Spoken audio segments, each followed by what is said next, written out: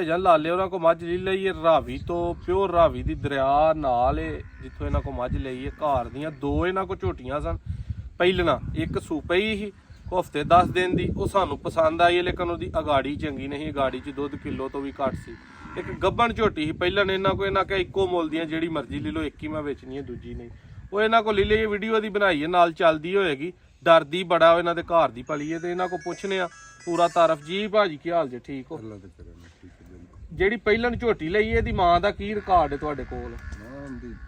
2 minute ਮੈਂ 17-18 kilo ਦੁੱਧ ਦਿੰਦੀ, 17-18 ਕਿਲੋ ਦੁੱਧ ਦਿੰਦੀ ਮਾਂ ਇਹਦੀ ਵੀ ਸਾਹਮਣੇ ਵੱਜੀ ਹੈ। ਤੇ ਇਹ ਪਹਿਲਣ ਜਿਹੜੀਆਂ ਦੋ ਤੁਹਾਡੇ ਕੋਲ ਲਈਆਂ, ਤੁਹਾਡੇ ਕਾਗਜ਼ਾਂ ਦੀ ਇਹ ਚੰਗੀ ਹੈ ਕਿ ਜਿਹੜੀ ਸੂਪਈ ਉਹ ਚੰਗੀ ਹੈ? ਸਾਡੇ ਕਾਗਜ਼ਾਂ 'ਚ ਦੋਵੇਂ ਚੰਗੀਆਂ ਨੇ। ਅੱਛਾ, ਆਪਣੇ ਇਲਾਕੇ ਦਾ ਤਾਰਫ ਕਰਾਓ। ਹਾਂ, ਇਹ ਜਿਹੜਾ ਫੈਸਲਾਬਾਦ ਤਹਿਸੀਲ ਤਾਂਦਲਿਆਂ ਦਾ ਆਬਾਦੀ ਕੈਂਟ ਵਾਣਾ ਮੌਜ਼ਾਗੜ ਫਤਿਹਸ਼ਾਹ। ਠੀਕ ਹੋ ਗਿਆ। ਤੇ ਦਰਿਆ ਆਪਣੇ ਕੋ ਕਿੰਨਾ ਕੁ ਹਟਵਾ? ਆਪਾਂ ਕੋਲ ਇੱਥੋਂ ਤਕਰੀਬਨ 7-8 ਕਿਲੋਮੀਟਰ। ਪਹਿਲੋਂ ਇਹ ਪਿੰਡ ਆਂਦੇ ਨੇ ਉਧਰ ਹੁੰਦਾ ਇਹ? ਨਹੀਂ, ਉੱਥੇ ਸਾਡੀ ਉੱਥੇ ਵੀ ਜ਼ਮੀਨ। ਠੀਕ ਹੋ ਸਾਡੀ ਉੱਥੇ ਵੀ ਜ਼ਮੀਨ ਸਹੀ ਹੈ। ਦੋਸਤੋ ਵੀਡੀਓ ਚੱਲਦੀ ਹੋਣੀ ਹੈ। ਇਹ ਭਾਈ ਉਹਨਾਂ ਨੂੰ ਪੈਸੇ ਪਹਿਲਾਂ ਵੀ ਫੜਾ ਦਿੱਤੇ ਹਨ, ਵੀਡੀਓ ਲਈ ਫੜੇ ਹਨ। ਕੋਈ ਬਿਆਨਾ ਇਹਨਾਂ ਨੂੰ ਪਹਿਲਾਂ ਦਿੱਤਾ ਸੀ। ਆ ਕੇ ਝੋਟੀ ਸਵੇਰੇ ਇਹਨਾਂ ਦਾ ਸੌਦਾ ਨਹੀਂ ਬਣਿਆ, ਸ਼ਾਮੀ ਬਣਿਆ ਤੇ ਵੀਡੀਓ ਚੱਲਦੀ ਹੋਣੀ ਹੈ ਸਾਹਮਣੇ ਝੋਟੀ ਦੀ। ਅੱਛੀ ਲੱਗੀ ਵੀਡੀਓ ਸ਼ੇਅਰ ਲਾਜ਼ਮੀ।